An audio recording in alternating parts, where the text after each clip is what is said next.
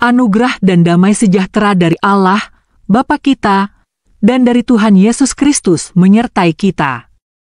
Kasih Tuhan Yesus mengubah seluruh hidup Rasul Paulus yang semula menganiaya jemaat Allah dan berusaha membinasakannya, menjadi pewarta Injil kepada bangsa-bangsa lain non-Yahudi sehingga menjadi jembatan antara bangsa Yahudi dengan bangsa-bangsa lain. Oleh karena pengalaman dikasihi oleh Tuhan ini, Rasul Paulus dapat mengatakan ungkapan yang indah ini, yang juga dapat menjadi ungkapan hati kita semua yang mengimani Kristus. Namun aku hidup, tetapi bukan lagi aku sendiri yang hidup, melainkan Kristus yang hidup di dalam aku.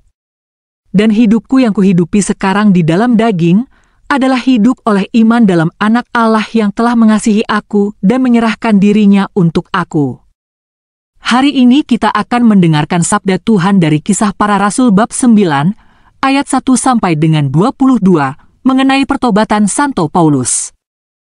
Sementara itu berkobar-kobar hati Saulus untuk mengancam dan membunuh murid-murid Tuhan.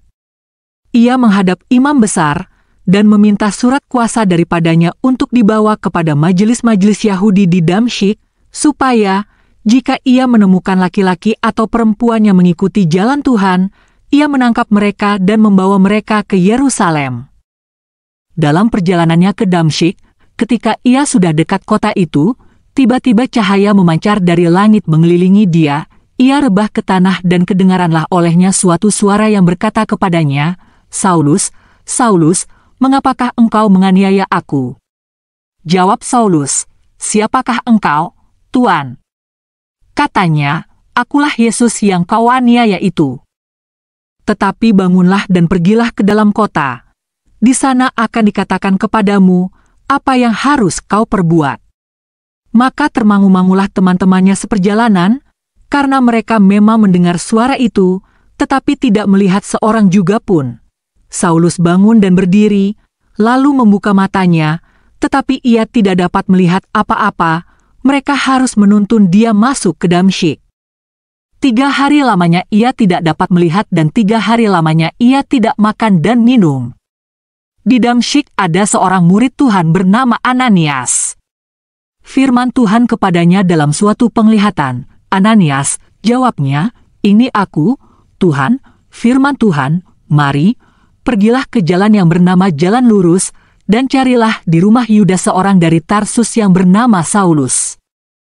Ia sekarang berdoa, dan dalam suatu penglihatan ia melihat bahwa seorang yang bernama Ananias masuk ke dalam dan menumpangkan tangannya ke atasnya, supaya ia dapat melihat lagi." Jawab Ananias, "Tuhan, dari banyak orang telah kudengar tentang orang itu, betapa banyaknya kejahatan yang dilakukannya terhadap orang-orang kudus-Mu di Yerusalem.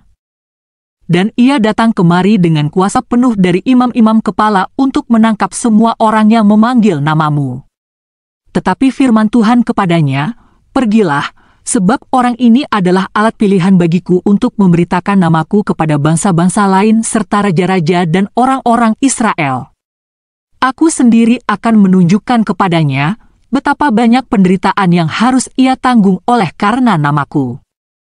Lalu pergilah Ananias ke situ dan masuk ke rumah itu. Ia menumpangkan tangannya ke atas Saulus, katanya, 'Saulus, saudaraku, Tuhan Yesus, yang telah menampakkan diri kepadamu di jalan yang engkau lalui, telah menyuruh aku kepadamu, supaya engkau dapat melihat lagi dan penuh dengan Roh Kudus.' Dan seketika itu juga seolah-olah selaput gugur dari matanya, sehingga ia dapat melihat lagi. Ia bangun lalu dibaptis. Dan setelah ia makan, pulihlah kekuatannya.